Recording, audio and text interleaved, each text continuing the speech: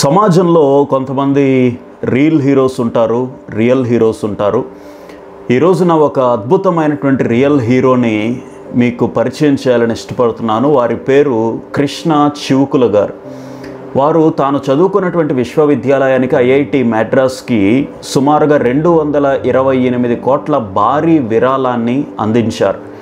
వారు సంపాదించుకున్న దానిలో కేవలం తన కుటుంబం కోసం, తన స్వార్థం కోసం, తన జీవితం కోసం, తన ఎదుగుదల కోసం, కేవలం తన కోసమే తాను చూసుకోకుండా సమాజానికి ఏదైనా చేయాలి అనేటువంటి ఒక ఉన్నతమైనటువంటి ఉద్దేశంతో మేలు చేయాలి, ఉపకారం చేయాలి, ఇతరుల విద్యార్థులకి ఆ విశ్వవిద్యాలయానికి ఎంతో కొంత మేలు చేయాలి అనేటువంటి ఒక ఉన్నతమైనటువంటి సంకల్పంతో కృష్ణ చివుకుల గారు అమెరికాలో స్థిరపడినటువంటి భారతీయ సంతతికి చెందినటువంటి వ్యక్తి. ఈ వ్యక్తి సుమారుగా 228 కోట్ల భారీ విరాళాన్ని అందించటం నిజంగా స్ఫూర్తిదాయకంగా మనం చెప్పుకోవచ్చు. వీరు ఐఐటి బాంబేలో బీటెక్ చదివారు, ఐఐటి మద్రాస్లో ఎంటెక్ చదివారు. ఆ తర్వాత అమెరికా దేశంలో హార్వర్డ్ యూనివర్సిటీలో వారు ఎంబీఏ చేయటం జరిగింది. ఆ తర్వాత అమెరికా దేశంలో అత్యున్నతమైనటువంటి స్థాయికి వారు ఎదగగలిగారు. అమెరికా దేశం అంటే ప్రపంచంలోనే అగ్రరాజ్యంగా పిలువబడినటువంటి దేశం, అగ్రగామిగా అన్ని రంగాల్లో కూడా ఉన్నతమైనటువంటి స్థాయిలో ఉన్నటువంటి ఆ దేశం అమెరికా. సో వీరు ఏమంటారు అనంటే, ఈ రోజున అమెరికా అంత ఉన్నతమైనటువంటి స్థాయిలో అగ్రగామిగా వెలుగొందడానికి ప్రధానమైనటువంటి కారణం అమెరికా దేశంలో ఇచ్చేటువంటి నైజం కలిగినటువంటి వ్యక్తులు చాలామంది ఉంటారు. అనగా పేదవారు ఎవరైనా ఉంటే ఉన్నత స్థాయిలో ఉన్నటువంటి వ్యక్తులు వారికి సహాయం చేసి పైకి తీసుకుని వస్తారు, పేదవారిని ప్రోత్సహిస్తారు. పేదవారిని అలాగే వదిలేయకుండా, అట్టడుగున ఉన్నటువంటి వ్యక్తులని అలాగే వదిలేయకుండా వారిని కూడా చెయ్యి అందించి పైకి తీసుకొని రావడంలో అమెరికా ఎప్పుడూ కూడా ముందుంటుంది. కాబట్టి అమెరికా ప్రజలు ఎప్పుడూ కూడా సహృదయంతో ఆలోచిస్తారు. కాబట్టి ఇచ్చేటువంటి గుణము, దాతృత్వ హృదయము, సహాయం చేసేటువంటి గుణము అమెరికా దేశంలో ఆ ప్రజలకు ఎక్కువగా ఉంటుంది. కాబట్టి ఆ దేశం ఈ రోజున ప్రపంచంలోనే అగ్రగామిగా పిలువబడుతుంది అని చెప్పి వీరు అభిప్రాయపడ్డారు. నిజమే, సమాజంలో ఇచ్చేటువంటి గుణం కలిగినటువంటి వ్యక్తులు సమూహం ఉన్నప్పుడు పేదరికం కూడా మటుమాయమవుతుంది అని చెప్పడంలో ఏమాత్రం కూడా సందేహం లేదు. సో వీరి యొక్క మంచి హృదయాన్ని, సహృదయాన్ని, దాతృత్వ హృదయాన్ని, ఇచ్చేటువంటి మనస్సుని మనం ఒకసారి ఆలోచన చేయాలి. కేవలం అంత భారీ విరాళం, కొన్నిసార్లు అతను ఇలా కూడా ఆలోచించవచ్చు, నాకు కుటుంబం ఉంది కదా, నాకు పిల్లలు ఉన్నారు కదా, నాకు తరతరాలకి తరగనటువంటి సంపదని నేను సమకూర్చుకోవాలి, కూడబెట్టుకోవాలి, నేను కూడా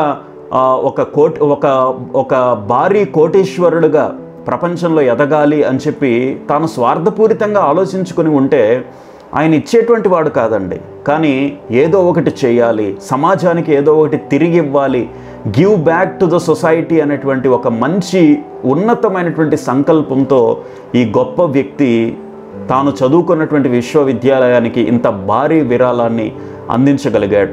వీరి యొక్క ఉద్దేశం ఏంటి అని అంటే, ఆ ఐఐటి మద్రాస్లో చదువుకున్నటువంటి విద్యార్థులకు ఉపకార వేతనం కింద సుమారుగా 5 నుంచి 6 లక్షల రూపాయలు ఖర్చు అవుతుంది. కాబట్టి వారిని ప్రోత్సహించాలి, వారి చదువుకి ఆర్థిక సంబంధమైనటువంటి సమస్యలు ఉండటానికి వీలు లేదు, వారు కూడా చదువుకొని అత్యున్నతమైనటువంటి స్థాయికి రావాలి అని చెప్పి ఆ విద్యార్థులకు ఉపకార వేతనం కట్టడానికి వారు ముందుకొచ్చారు. అలాగే ఐఐటి మద్రాస్లో ఒక ఉపగ్రహాన్ని రూపొందించడానికి వారు ముందుకొచ్చి ప్రకృతిలో ఉన్నటువంటి భూకంపము, అలాగే దాని యొక్క తీవ్రతని కనుక్కోవడానికి కూడా ఈ యొక్క విరాళాన్ని ఉపయోగించడానికి వారు ముందుకొచ్చారు. అంత మాత్రమే కాకుండా, కేవలం మద్రాస్కి మాత్రమే కాకుండా బెంగళూరులో కూడా ఒక అనాథాశ్రమాన్ని వారు నెలకొల్పారు. ఆ అనాథాశ్రమాన్ని ఏర్పాటు చేసి ఆ అనాథాశ్రమంలో సుమారుగా ఇప్పటికే కొన్ని వేల మంది లాయర్లు, ఇంజనీర్లు, డాక్టర్లని వారు తీర్చిదిద్దారు. ఆ అనాథాశ్రమం నుంచి అనేక మంది విద్యావంతులు బయటికి వచ్చి తద్వారా వారు కూడా సమాజంలో ఉన్నత స్థాయికి ఎదగడానికి వీరు తోడ్పాటును అందిస్తూ వచ్చారు. త్వరలో ఆంధ్రప్రదేశ్లో కూడా పెట్టుబడులు పెడతామని చెప్పారు, సేవా కార్యక్రమాలు చేస్తామని చెప్పారు. నేను కూడా ఇతరులకి స్ఫూర్తికరంగా ఉండాలని చెప్పి వారు తపన పడుతున్నారు కృష్ణ చివుకుల గారు. సో ఇంత మంచి సహృదయము కలిగినటువంటి వ్యక్తి నిజంగా స్ఫూర్తిదాయక వ్యక్తి అండి. వారు చెప్తారు ఏంటి అని అంటే, ప్రతి 1000 మందికి కూడా ఒక 100 మందికి సహాయం చేస్తే, ఆ 100 మంది 1000 మందికి సహాయం చేస్తే ఈ చైన్ ప్రాసెస్, ఈ హెల్పింగ్ ప్రాసెస్ అనేది ఒక చైన్గా ముందుకు సాగినప్పుడు సమాజంలో ఈ యొక్క అసమానతల రూపుమాపటానికి ఈ యొక్క సేవా గుణము ఒక కీలక పాత్ర పోషిస్తుంది. ఈ రోజున ధనవంతులైపోతున్నారు, పేదవారుగానే మిగిలిపోతున్నారు. అనగా అసమానతలు సమాజంలో రోజు రోజుకు కూడా పెరిగిపోతూ ఉన్నాయి. ధనవంతులు కోటీశ్వరులుగా అలాగే ముందుకు సాగుతున్నారు, ఇంకా ధనము కూడబెట్టుకుంటున్నారు. కానీ సమాజంలో అట్టడుగునున్నటువంటి వ్యక్తులు, సమాజంలో తీవ్రమైనటువంటి దుర్విచక్షణకు లోనవుతున్నటువంటి వ్యక్తులు, సామాన్యులుగా ఉన్నటువంటి వ్యక్తులు ఎన్ని తరాలైనా కానీ అలాగే మిగిలిపోతున్నారు. దానికి కారణం ఏంటి అని అంటే, ఉన్నత స్థాయిలో ఉన్నటువంటి వ్యక్తులు పేదవారిని పైకి తీసుకొని రావడంలో కొంత వెనకబడుతున్నారు. కాబట్టి ఈ రోజున మనం కూడా స్ఫూర్తి పొందాలి. ఏంటి అని అంటే, మనలో చాలామందికి కూడా ధనం ఉంది కాదనట్ల, చాలామంది ఉద్యోగాలు చేసుకుంటున్నారు, చాలామంది ఐశ్వర్యవంతులు ఉన్నారు, చాలామంది వ్యాపారాలు చేసుకుంటున్నారు, చాలామంది పార్ట్ టైం జాబ్స్ చేసుకుంటూ సంపాదిస్తున్నారు, ఎక్స్ట్రా డ్యూటీస్ చేసుకుంటూ సంపాదిస్తున్నారు. ఈ సంపాదించిన ధనం అంతా కూడా మనం ఏం చేస్తున్నాము అంటే, కేవలం మన కుటుంబానికి, మనం ఇల్లు కట్టుకోవడానికో, లేకపోతే కారు కొనుక్కోవడానికో, మనం బంగారం కొనుక్కోవడానికో, మన స్వార్థం కోసం మనం ఉపయోగించుకుంటున్నాం. కానీ ఇటువంటి స్ఫూర్తిదాయక వ్యక్తులు, ఇటువంటి మహోన్నత వ్యక్తులు, ఇటువంటి ఆదర్శప్రాయమైనటువంటి వ్యక్తులు నేర్పిస్తున్నటువంటి పాఠం ఏంటి అని అంటే, కేవలం మన కోసం మనం బ్రతకటం కాదు, కేవలం మన సంపాదన మనకి మాత్రమే కాదు, ఇతరులకి కూడా ఉపయోగపడాలి, సమాజానికి కూడా ఉపయోగపడాలి. ఈ ప్రపంచంలో ఏదో ఒక రోజున మనం మరణించాల్సిందే, తనువు చాలించాల్సిందే. ఎంత కోటీశ్వరుడైనా, అపర కుబేరుడైనా, ఎంత సంపాదించినప్పటికీ కూడా ఈ రోజున ఏదో ఒక రోజున మనిషి చచ్చిపోవాల్సిందే కదా. చనిపోయినప్పుడు ఎన్ని వేల కోట్లు సంపాదించినప్పటికీ చనిపోయినప్పుడు మనల్ని చూడటానికి వచ్చినటువంటి వ్యక్తులు ఏమంటారంటే, 1000 కోట్లు సంపాదించాడండి, కనీసం సమాజానికి చిల్లి గవ్వ కూడా ఇవ్వలేదు అనే మాట అంటారే తప్ప, అబ్బా 1000 కోట్లు సంపాదించాడు, 100 కోట్లు సంపాదించాడు, వారికేమిలే అబ్బా అని ఎవరూ కూడా అనరు. ఎన్ని 100 కోట్లు సంపాదించినా కానీ, ఐశ్వర్యవంతుడైనా కానీ చనిపోయినప్పుడు వారు చూసేటువంటి ఆలోచన ఏంటి అని అంటే, ఎంత సంపాదించినా కానీ వారు సమాజానికి తిరిగి ఎంత ఇచ్చారు అనేది ఆలోచిస్తారు. సమాజానికి తిరిగి ఏమి ఇవ్వగలుగుతున్నాము అనేదే మన యొక్క చనిపోయిన రోజు సమాజం గుర్తిస్తుంది తప్ప, ఎన్ని 100 కోట్లు సంపాదించాము అనేది సమాజానికి అవసరం లేదండి. నువ్వు సంపాదించవచ్చు కాదనట్లా, కానీ తిరిగి నేను ఎంత ఇవ్వగలుగుతున్నాం సమాజానికి, సమాజ అభివృద్ధి కోసం మనము ఎంత పాటుపడగలుగుతున్నామో, తాపత్రయపడగలుగుతున్నామో ఒకసారి ఆలోచించాలి.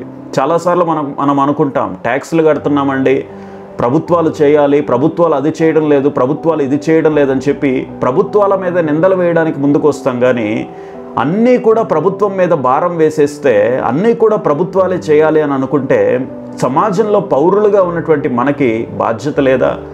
మనం కూడా బాధ్యత తీసుకోవాల్సిన అవసరం లేదా? రాష్ట్రాభివృద్ధి కోసం, దేశాభివృద్ధి కోసం, ప్రపంచం అభివృద్ధి సాధించడానికి ప్రపంచం నుంచి మనం ఎన్నో పొందుకున్నాం, దేశం నుంచి మనం ఎన్నో పొందుకున్నాం, తిరిగి మనం ఏం ఇవ్వగలుగుతున్నామని చెప్పి ఆలోచన చేసేటువంటి మనసు మనకు ఉండాలి కదా. కేవలం దేశం నాకు ఏం చేసింది కాదు, దేశం కోసం నేను ఏం చేస్తున్నాను అని చెప్పి మనం ఆలోచించాలి కదా. ఒకసారి ఇటువంటి మహోన్నత వ్యక్తులు, స్ఫూర్తిదాయక వ్యక్తులు, ఈ కృష్ణా చివుకుల అనబడేటువంటి ఈ యొక్క గొప్ప వ్యక్తిని మరి మనం కూడా స్ఫూర్తిగా తీసుకొని మనం కూడా సమాజానికి సేవ చేయడంలో, సేవా దృక్పథం కలిగి, మంచి మనస్సు కలిగి మన దగ్గరికి ఎవరైనా అవసరతలలో వచ్చినటువంటి వారికి లేనిది మనం ఏమీ కూడా ఇవ్వలేం. కానీ మనకు ఉన్న దాంట్లోనే సహాయం చేయడానికి, ఇతరులని ఆదుకోవడానికి, ఇతరులని ప్రేమించడానికి మనం ముందుకు సాగిపోదాము. దేవుని వాక్యంలో కూడా ఈ విధంగా వ్రాయబడింది, నిన్ను వలె నీ పొరుగువారిని ప్రేమించు, అవసరతలలో ఉన్న వారిని హక్కును చేర్చుకో, పేదవారిని వారి యొక్క కడుపు నింపు, ఆకలిని ఒకసారి చూడు, సమాజంలో బాధ్యత కలిగి ఉండు అని చెప్పి దేవుని వాక్యం కూడా తెలియజేస్తూ ఉంది. కాబట్టి మనం కూడా సమాజంలో నైతిక బాధ్యత కలిగి ఉందాము, సమాజాన్ని ప్రేమిద్దాం, సమాజానికి ఎంతో కొంత ఇవ్వడానికి మనం కూడా మన జీవితాల్లో కొంతైనా కానీ అంకితం చేద్దాం. Thank you.